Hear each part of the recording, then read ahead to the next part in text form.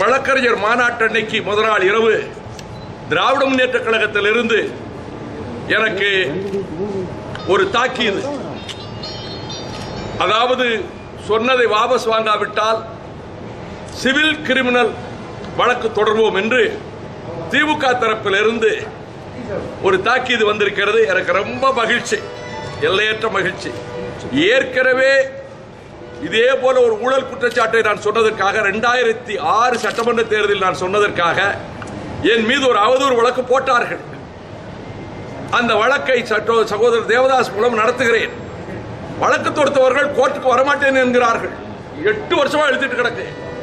10 வருஷமா நாங்க court case நடத்துறோம், நீங்க வாங்கன்னா வரமாட்டேங்கிறாங்க. அதே போல ஈழத்தில் நடப்பது என்ன என்று நான் பேசியதற்காக என் மீது 124A தேச துரோக குற்றச்சாட்டு வழக்கை அண்ணன் கலைஞர் அவர்கள் தொடுத்தார்கள். அதில் ஆயுள் தண்டனை கொடுக்கலாம். அது வழக்கு விசாரணையில் அவர்கள் வரவில்லை, ஆனால் சாட்சிகள் விசாரிக்கப்பட்டு விட்டன. ஒரு வார்த்தை கூட நான் பேசியதை மாற்றி சொல்ல போவதில்லை. அதனால் ஆயுள் தண்டனை கிடைச்சா சந்தோஷமா ஏற்றுக்கிட்டு போவேன். சொன்னதை வாபஸ் வாங்குற வழக்கு எனக்கு கிடையாது. கொட்டா கோர்ட்ல ஜட்ஜி யோசிச்சு சொல்லுங்க. விடுதலை புலிகளை நேற்று ஆதரித்தேன். வெயிட் யோசிச்சு சொல்லுங்க, இது சீரியஸ் கேஸ். யோசிச்சு தான் சொல்றேன். I supported the LTT yesterday.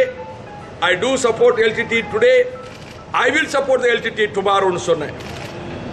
அது பிறகு இப்பதான் சுப்ரீம் கோர்ட் போய் முடிஞ்சிருக்கு. வாபஸ் வாங்குற பேச்சுக்கு இடம் கிடையாது.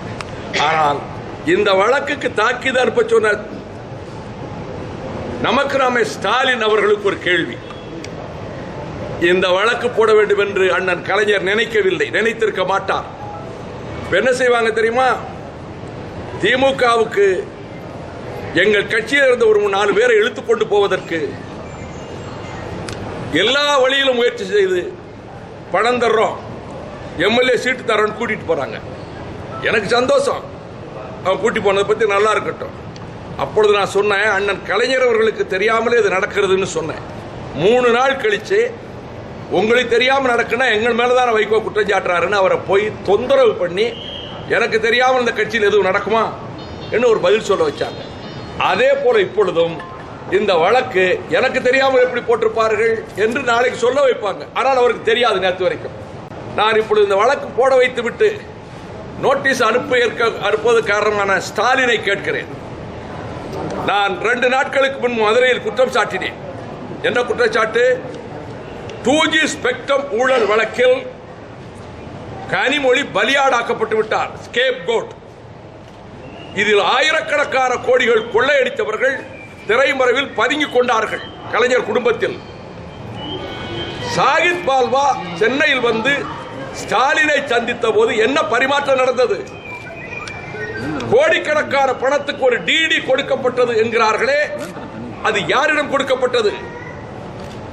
ஸ்டாலினுக்கும் சாகித் பால்வாவுக்கு இருக்கக்கூடிய உறவை அவர்களால் சாகடிக்கப்பட்ட பெரம்பலூர் சாதிக் பாட்சா சிபிஐயில் சொன்னதனால் தூக்கில் தொங்கினார். இப்பொழுது நான் கேட்பதெல்லாம், நான் பிரதமருக்கே கேட்கிறேன், சிபிஐ ஒழுங்கா விசாரிக்கணும். சாதிக் பாட்சா மரணத்தின் பின்னணியில் என்ன நடந்தது? இந்த நினைவு நாளில் சேராத இடஞ்சேர்ந்து வஞ்சத்தில் வீழ்ந்தாயடா என்று அந்த குடும்பத்தினர் போஸ்டர் போட்டிருக்கிறார்கள்.